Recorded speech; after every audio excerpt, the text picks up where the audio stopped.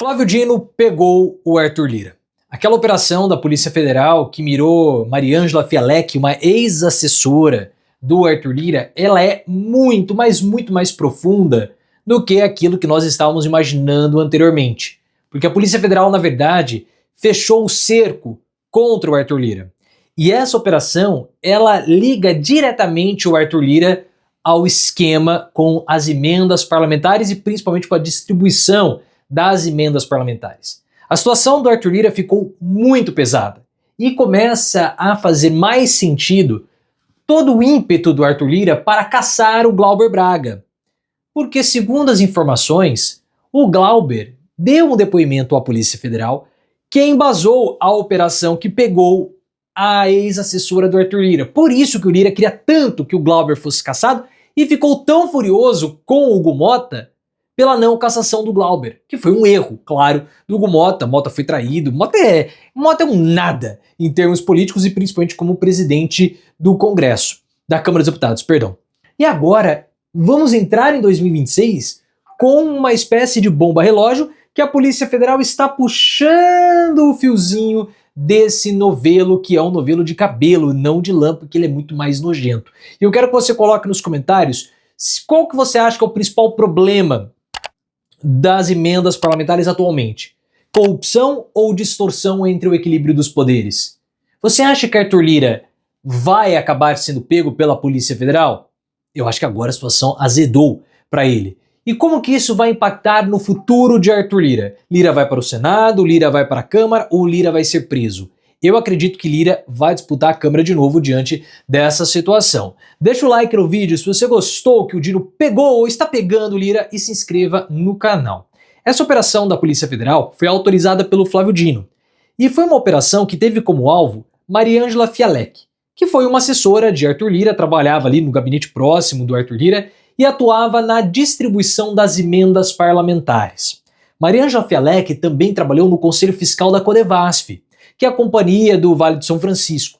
Essa companhia ela é muito desejada pelo Centrão, principalmente pelos parlamentares do Centrão da região Nordeste, porque a Codevasf ela consegue distribuir muitas emendas parlamentares e realizar muitas obras, o que facilita ali a formação de palanques regionais, força e fortalecimento político na região.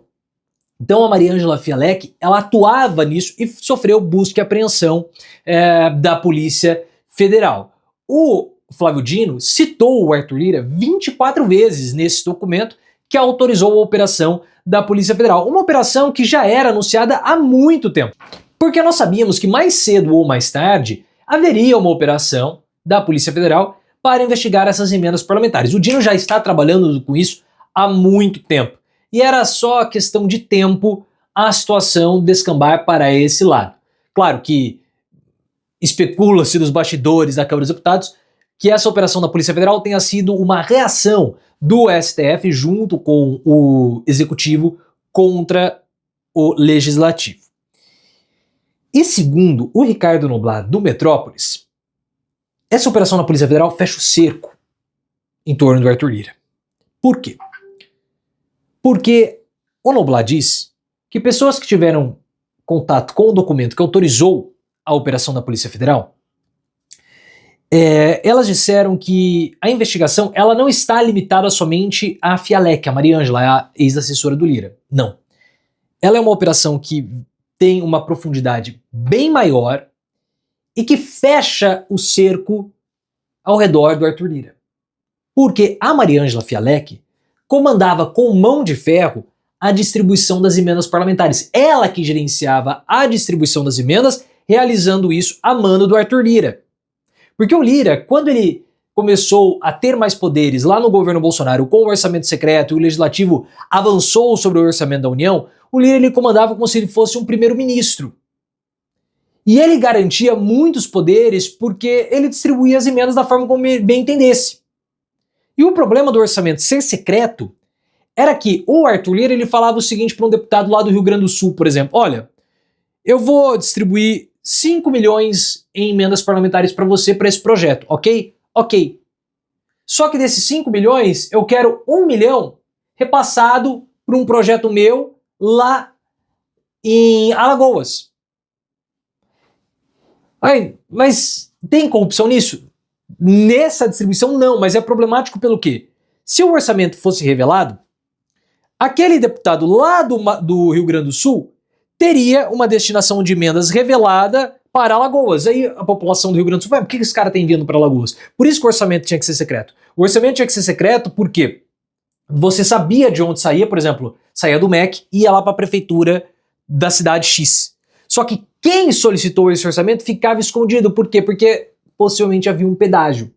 Qual o pedágio? Olha, você precisa redistribuir parte dessas emendas para a localidade que eu estou desejando. Esse era o problema do orçamento secreto. Não é a corrupção.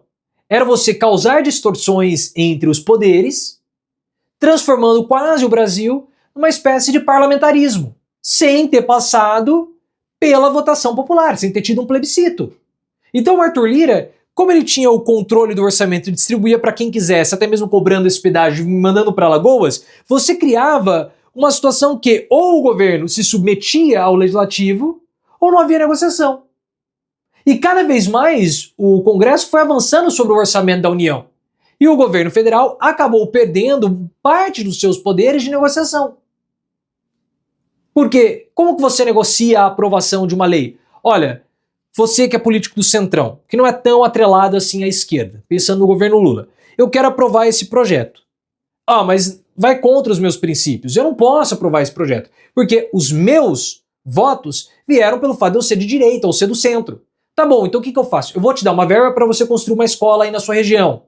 Aí você vota no meu projeto? Voto.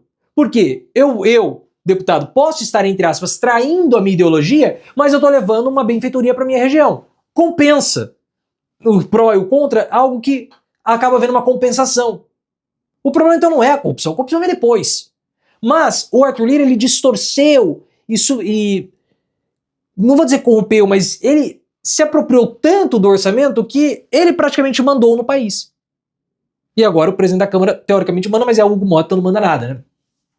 E ele distribuía as emendas segundo as ordens dele, porque o Noblar falou, olha, a Mariângela Fialek fazia a distribuição de acordo com as ordens do Arthur Lira. Então há um vínculo traçado pela Polícia Federal entre o Arthur Lira e o esquema da distribuição das emendas. O Lira, ou melhor, a assessora só foi alvo da operação por conta dos depoimentos de alguns parlamentares, entre eles o depoimento do Glauber Braga. O Glauber denunciou o Arthur Lira. E ele falava isso publicamente e ele prestou depoimento da Polícia Federal. Por isso que o Arthur Lira queria tanto que o Glauber fosse cassado. E ficou furioso com o Hugo Mota pelo fato do Glauber não ter sido cassado. Porque seria uma vingança do Lira contra o Glauber. O Mota não conseguiu, foi criticado pelo Arthur Lira nos bastidores. O Mota veio a público com uma nota falando: a Câmara dos Deputados não pode ser usada como revanchismo ou por interesses particulares. Claro que depois que houve a operação na Polícia Federal, o Mota tentou distensionar a relação com o Lira e fez ali uma nota pública. Ou melhor, nota pública não, chamou uma reunião para trabalhar o que pode ser feito em caráter de urgência e defendeu a Mariângela Fialek publicamente aí. Mas eu vejo que foi sim uma revolta do Arthur Lira, como posso dizer, uma reação do Arthur Lira ao Glauber Braga. Porém, o Dino tá chegando bem perto do Arthur Lira e tá chegando cada vez mais perto, hein? E esse WhatsApp não para de tocar.